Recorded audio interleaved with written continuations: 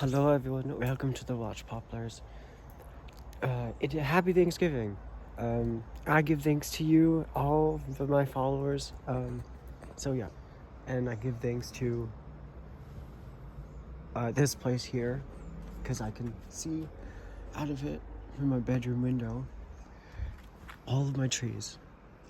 So I'm really thanks to this area, and I'm really thanks that we moved our dog mat, which is covered in weeds.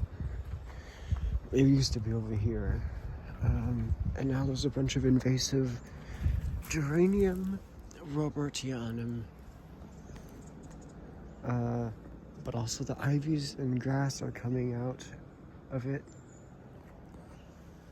And it feels like it's 50 degrees.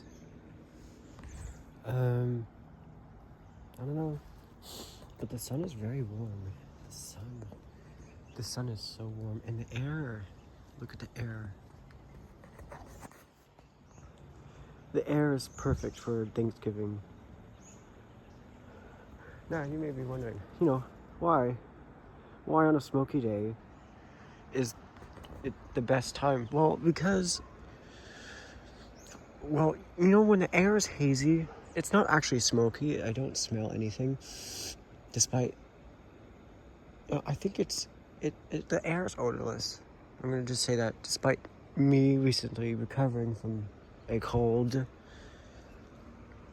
It just looks really, really nice when it's smoky, and you can see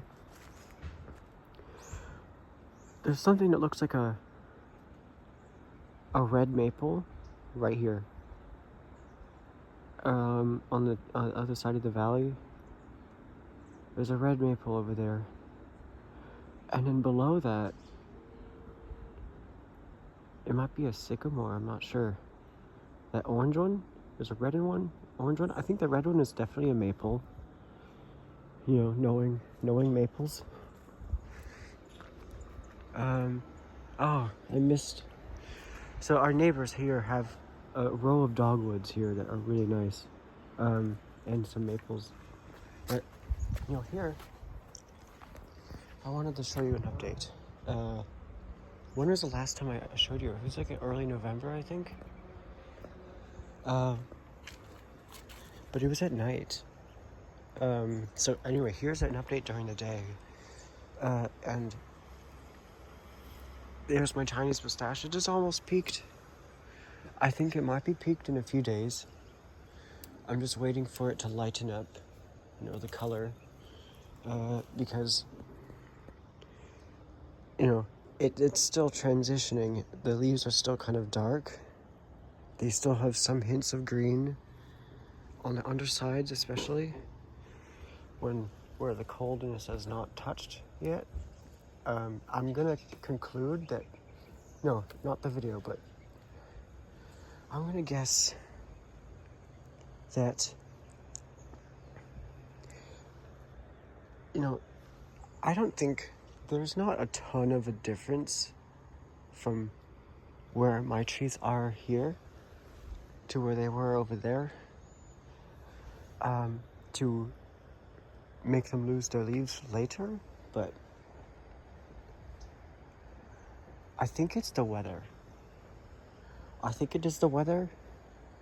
I thought that a very sunny autumn would be the one where everything happens later, but I don't know. We've had a very wet and very healthy autumn weather happening, and everything's happening a lot later. Aside from the oaks defoliating, that was because of a windstorm.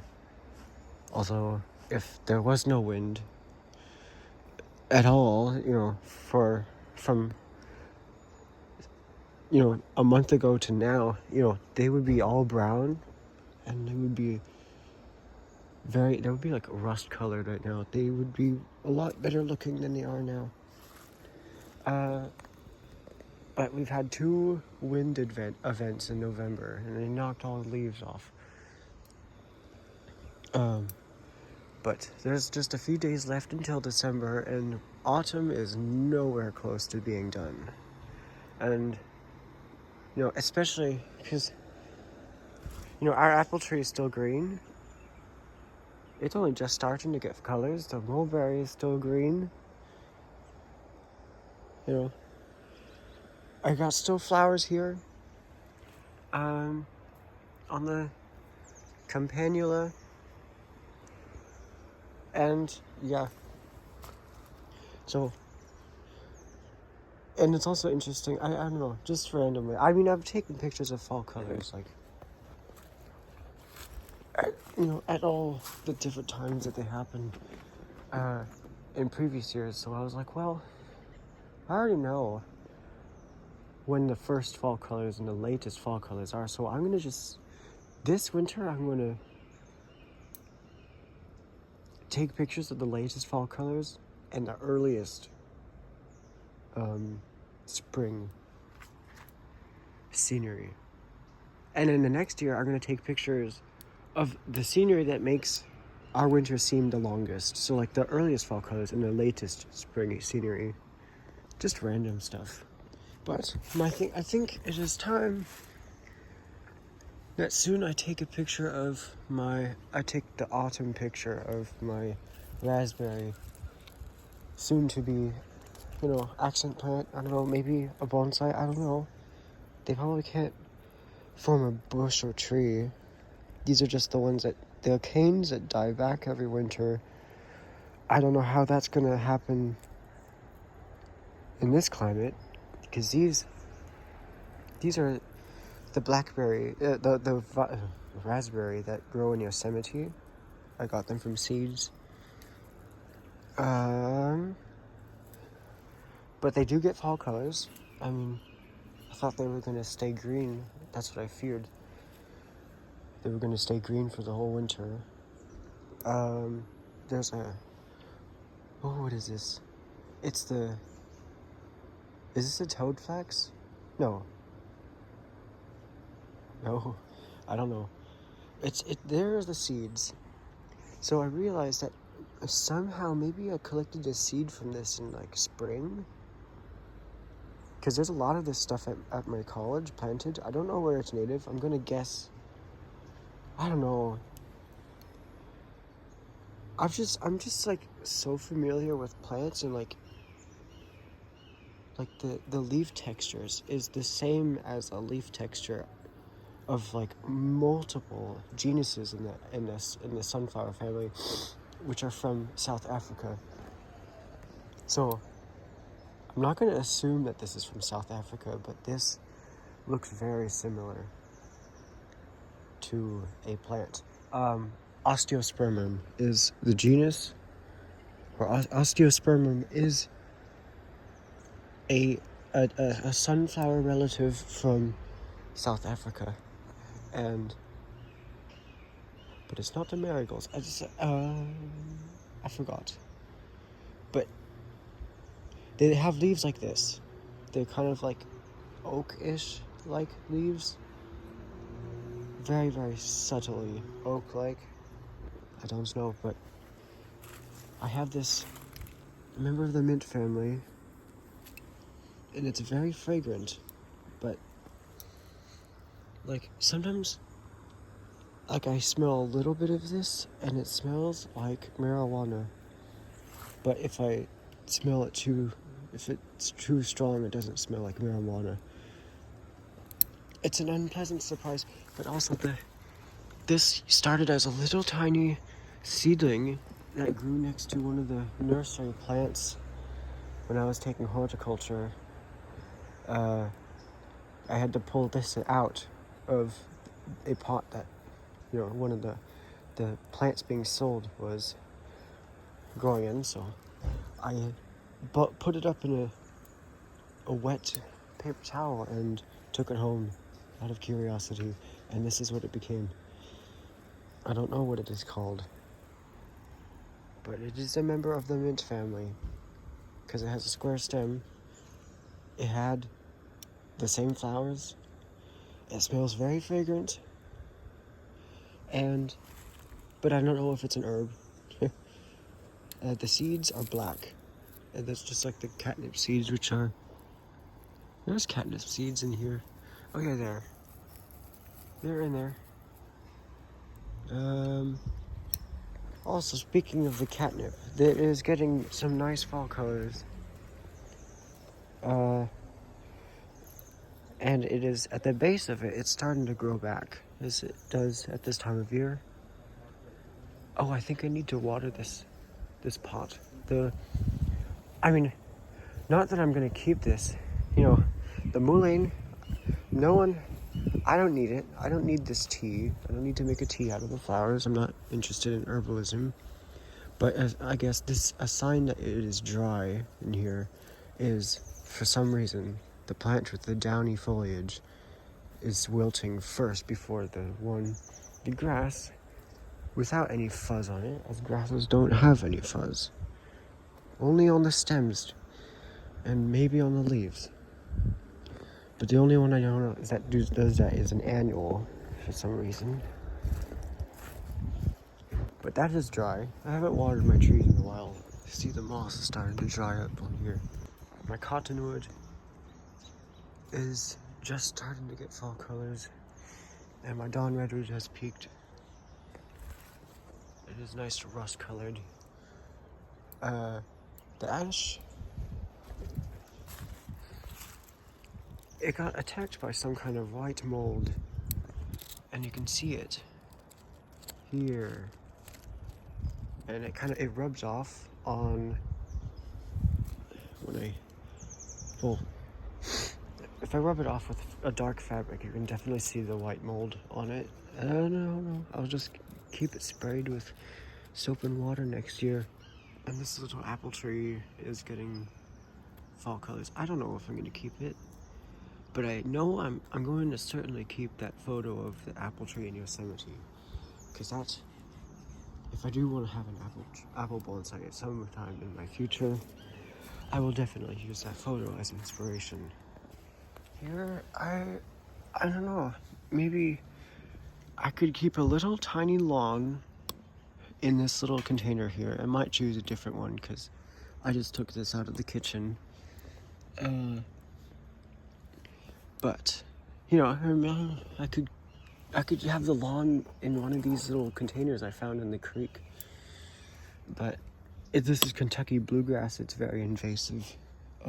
So I don't know. There's no real reason to have this.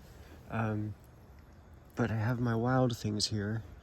And I think I should find a container for this, a better one.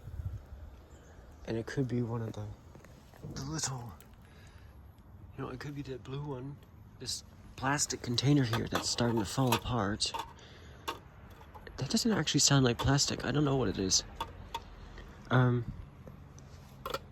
sounds like metal, but it's translucent. Anyway, I think might put this like fescue, whatever this is, and this grass is native, I know, but it's native to the Southwest, so I do want to keep it. But I might put it in one of these. I don't know. I still. It looks like that is dead somehow. I don't know how that died. Is it an annual? Yeah, plants look like shit in here because I was putting ice cubes on them and they were touching the ice cubes and probably they got damaged from that, which is fine. I'm gonna totally remake this planting. And also, I think the willow seedling that I was supposed to plant in there died. And I don't know. I think I'm gonna try a cotoneaster instead. It's gonna be something that's also available in Oregon, but I don't know. Willows. Well, also the cotoneaster. I think that I really should not have put that willow down in the basement, because it was almost completely dark in there, and they just died. But my larches are still alive. They're just dormant right now. And the catalpa is just past its peak fall colors. The leaves are looking so horrible, but they're really nicely colored. And I think the cut point that I made last year, so I know that this, from here down, is last year's growth. There's a slight change in direction. I don't know where the stub is. It probably got swallowed. The stub got swallowed or it fell off. I mean, I can go look where, if there's like a crease in the new growth where it swallowed that stub. I think I see it. It's right here. So that's where the stub was. And the new growth pushed that stub over to the side, made it point this direction instead. And now it just completely blended in, all in 1 year. Now the leaves that grew in before I fertilized it all fell off, but these ones stayed on longer because these are after I fertilized it. Is this big leaf maple seedling gonna actually start getting fall colors? My first big leaf maple has not actually started getting fall colors. It hasn't actually. It's just, maybe it has a little bit, but I think all that you see here is just from the white mold attack. It's still ongoing. I don't know why it's happening. Because I don't know why. But the soil should not be hurting it. Maybe I really do need to post a picture of this on Reddit and ask why is it looking like that? I mean, why is it being attacked by white mold? I don't know if I showed you this, but there is a weird defect happening on the pincushion flower. So it had a flower here, and now the seeds are falling out, but it sprouted out of the middle. No, it kept growing out of the middle of that flower, and you can see it didn't want to give up. So now it's flowering again. Which I thought that was very interesting. I've never seen this before. But also there's a sunflower seedling growing among my... I think I need to water... I might need to water like half of my trees today, because their moss is kind of dry and this is very fast draining soil. But it's autumn and it'll take a while before they start wilting. But there's a sunflower seedling. I better protect it by having this in a tray of water so the snails don't eat them during the winter. My white poplars, the hybrids, are almost completely bare. And I can prune a stub off here. I might have to get a better tool for that. That's probably all I can do. But yeah, oh, there's a helenium smell. No, it doesn't. The red oaks. So last year these got much later earlier fall colors, and these were peaked. This one was peaked in early November last year. It was very unhealthy, and very pale looking, but somehow this kid kept its leaves, so maybe it's on its way to recovery. I have no idea, but this one defoliated in late October. I don't think it's gonna make it. In fact, no, it's still alive, but you can still see it. Like it's like gonna come out. It's gotta go. It's so weak. But this red oak, I'm not gonna touch it for, at least another year, because I really want one of these oaks, and I want to see some actual growth on them. We have not gotten any frost yet. But I'm always keeping my eye out. I think we've gotten to 42 degrees, which is, usually by 40 degrees, usually at 40, there's just the slightest hint of frost. But, yeah, this white poplar is getting fall colors starting. They look like they will be nice. Maybe not like super bright, but they will be fall colors, which is fine. And it looks like this is becoming an herbaceous perennial. I thought that was an annual. Okay, now the willow is getting fall colors. This pine, I let it grow and mature because it's very, very weak right now. It's still weak because it's not. Once it starts forming candles, it's gonna thicken up and get all stiff. I'll also let these grow undisturbed another year, because this is forming branches right here, and maybe I could prune them because they do form multi-trunks, and if I just let this leader keep growing, these are going to remain lateral. And I think, because this is still growing, I might wait until like the first day of 2026 to prune these, because they won't be growing by then, but they're still growing right now. They're still tender growth, so I'll wait, and then next year when these grow, they'll perk up and form the new leaves, because the gray pines or foothill pines, they grow in a pattern that looks more like a maple. Like, they don't have a central leader. They grow like a broadleaf tree. So I will be styling them kind of like these willows, sort of in that shape, because that's how they grow. But usually they'll probably just look like this.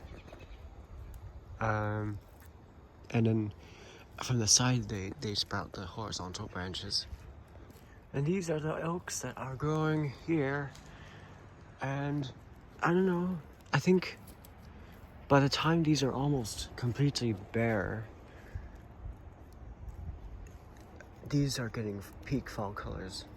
And I think these ones defoliate early because the soil gets dry, or because they're more exposed to the weather. And maybe these, because I'm fertilizing them to keep their leaves longer, I don't know. But these are very late oaks. They might just start getting fall colors like now, because usually the leaves start getting these spots on them when they're getting fall colors. But yeah, and I'm leaving my Dracena out until I see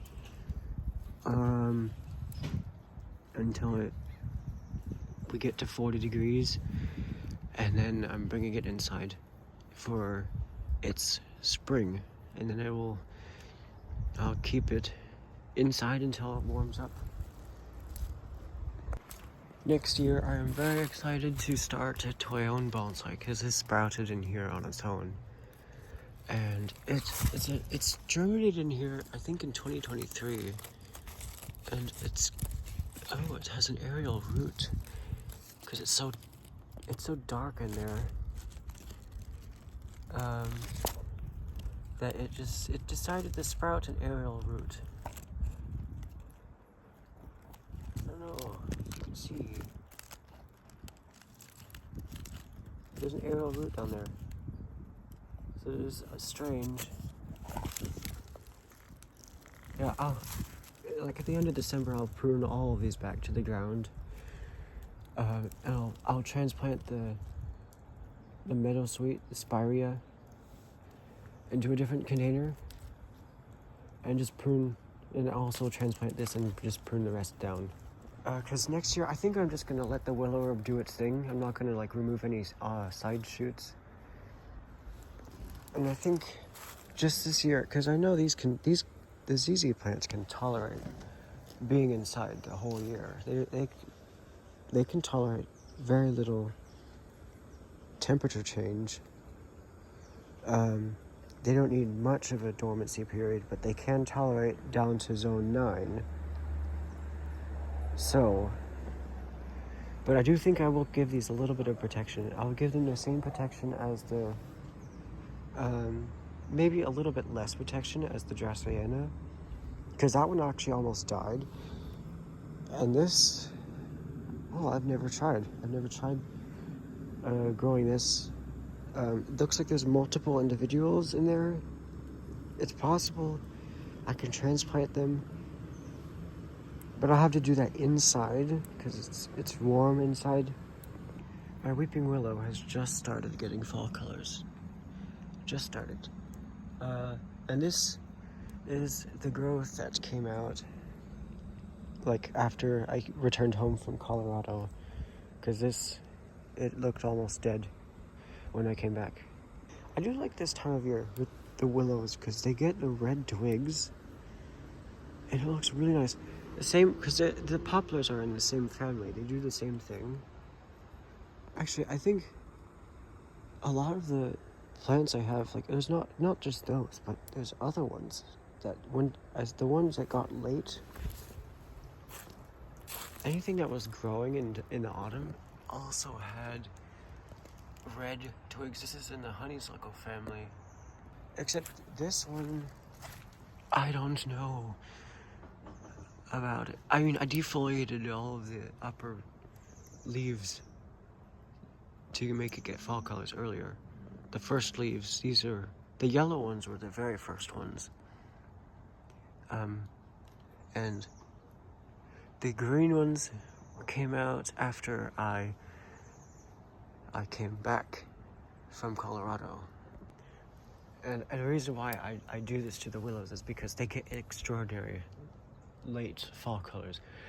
I mean, not that the fall colors are extraordinary, but that the timing is extraordinary. The last ones to defoliate. And I just like to see that earlier at a more timely, season, like in autumn, not in the middle of winter. I've got a strange mushroom growing in here. I think I see a stem. I see the stem, but then the cap looks very strange. Also, good news, I have some white mold growing in here, so that's making the soil very, very healthy for all the stuff that I planted around this area by the faucet. I think next year I would like to show you over the course of 2026 the growth pattern of an alder seedling, and I think I'm gonna grow it. Maybe in here, because this retains a lot more moisture. This soil is a lot more porous. Or you could plant the alder in the ground. There's not really much of a good place to plant an alder seedling in our yard. Because in order to keep that alder alive, you'd have to water it. There's no natural source of water to keep it alive. And then something here that I noticed, that there's mold growing on one of my legumes, and I don't know why. You could see there's a lot of mold. So I don't know what this is going on, but I'm gonna have to cut that back. I'm gonna throw that on the compost. I don't know what is causing this, but I will go to the compost heap and throw this away. Because I don't know how this happened, but it's definitely something on the inside. It's definitely taking over this shoot here. Because I don't know how that happened. The shoot was very healthy, but I don't know. Hopefully I don't get the same on the rest of my sennas. These are semi-evergreen legumes. I'm gonna get... Oh, there's a lot of hemlock seedlings trying to sprout. I gotta prevent them. And I'll leave that. I don't know what this is. Is that a potato seedling? No. I think it's a pincushion flower seedling. But these ones... This is hemlock. This is poison hemlock. I'm very familiar with the seedlings. There's like cinquefoil everywhere. It's actually spreading here. And it's rooted into the ground, so if I cut this off, it's still going to be alive. Same here. It's like happening all around this. There's just... Where's the center? Where? Is this a runner? Does this sprout out of the base? Wait, hold on. Oh, it did. Oh yeah. This is the same genetic as the first one, this main one here. Which I should probably transplant into its own container. And, preferably a tall container where it can not only be elevated, but also on a high perched area. So like on here. So it can weep down and do its thing. Although this is normally a ground cover. I could also treat it like that. This would be a great lawn replacement. It grows. This is about like a 1 meter worth of growth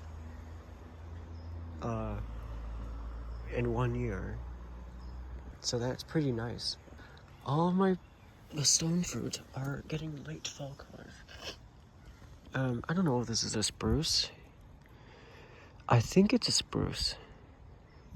I'll let it grow and see what kind of spruce it is, but I do not know if it even grew this year. All I know is that there's a very healthy bud on it. There's a very nice bud on it. I'm only going to keep very few of these. I'm going to keep the Bradford pear. And I'm not going to let it form seeds. Because the seeds are not very attractive. They're not very colorful. They don't turn bright red, so it's not worth keeping the seeds. It's possible I don't even need a Bradford pear at all because the flowers also smell horrible. They smell like jizz, but also, it's invasive. And I don't know, maybe I could train it into like a street tree kind of style. And, with this stuff, I can create like a lawn around it to kind of create like some kind of diorama of society. I think that would actually be nice. And I can, if crepe myrtles are not available in Oregon because, let's say it's too cold. After all, crepe myrtles did come from India, and they're also called Pride of India. And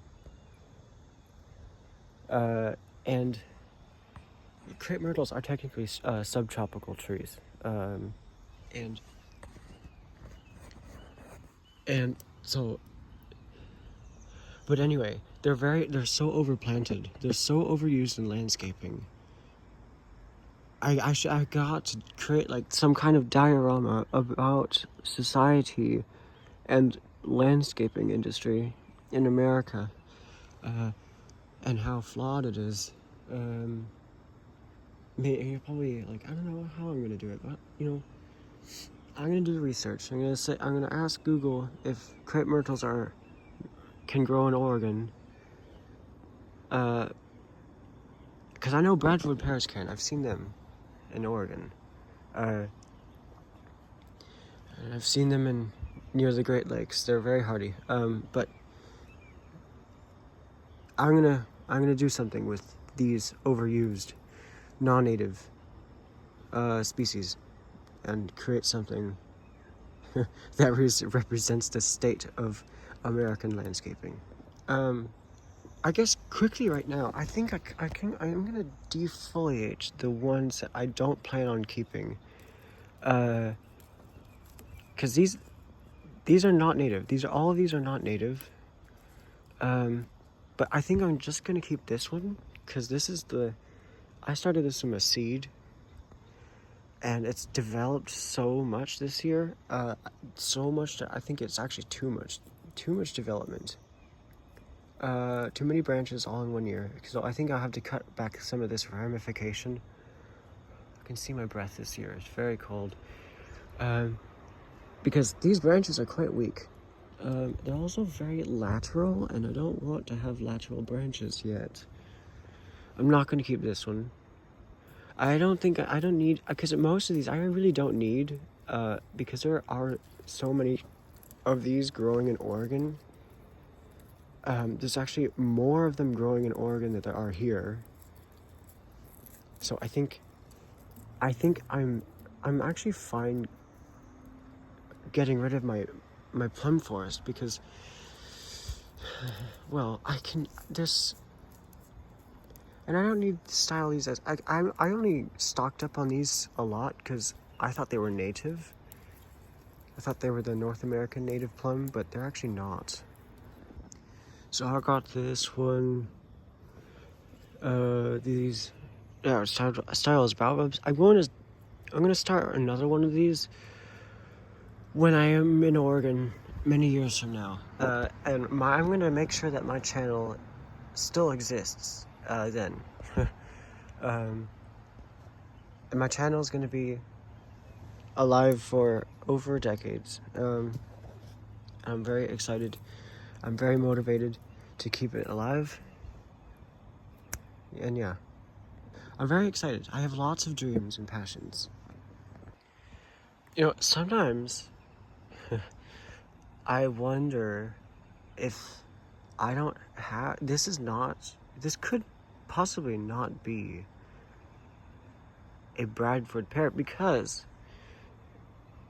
if I just let this, if I don't prune it at all again, it's only going to defoliate, you know, the bottom 2/3 of the foliage, and it's going to keep these leaves. They're going to be burgundy. They're going to be very dark burgundy, but they're going to stay on. These ones might actually fall off quite early, because, I don't know, you know, as soon as the frost starts to happen, these leaves are just going to fall off because they're still growing. Oh, miraculously. But, yeah. I mean, last year I have a picture from November 24th, I think, of this in its peak fall colors. Now, I know we got a late autumn this year, but it actually has not even started at all. It is literally acting like it is summer. Maybe except for the tips of, like, at least one leaf. I don't know.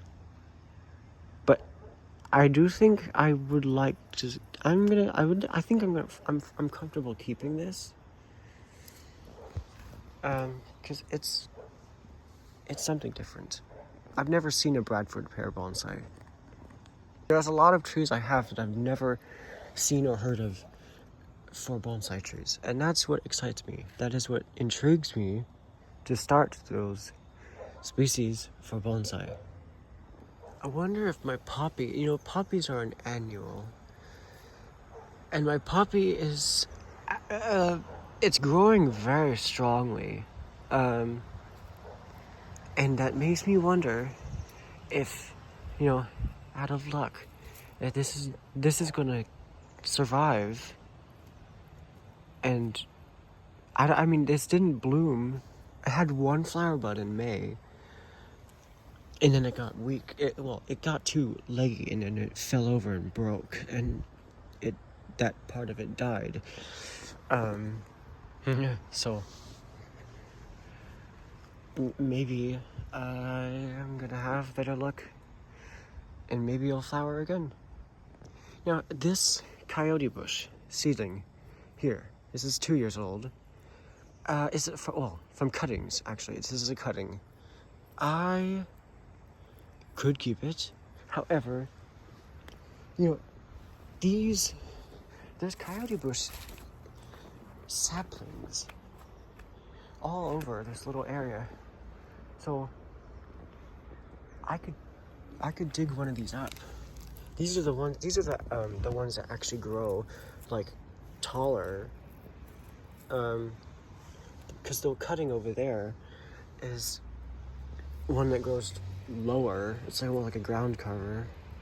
But this one actually grows tall, so I think I could dig this up and style it kind of like an oak, because that's kind of how they look like. I'm gonna just prune these very short. I'm not gonna keep them anyway. Just so that I can reach the ones that I will keep more easily. It is a bit tough making these decisions, but all I know is that I'm gonna have lots more opportunities to change my mind, or start them again when I have settled in my happy place. Stone fruit, actually, they grow quite well from cuttings. If you don't have hormones to stimulate them quicker, you'll have to get a lot of these. Now, if you have just one cutting, the best chance to increase that likelihood of it succeeding is just cutting it into smaller bits. But, the smaller the cutting, the less likely it's going to root. But I don't plan to keep this. I've already experimented with them a lot, and there's so many other trees I've actually never even tried testing their ability to grow from cuttings. I've never tried redwoods. They grow. I know they grow from cuttings. They're one of very few conifers that have a high enough water mobility that they can grow from cuttings, but they most likely need root hormones. Okay, so after a while, I decided to just cut them down, because I have these one, and I have that, and that is all I need. Because I really am trying to cut down on my collection.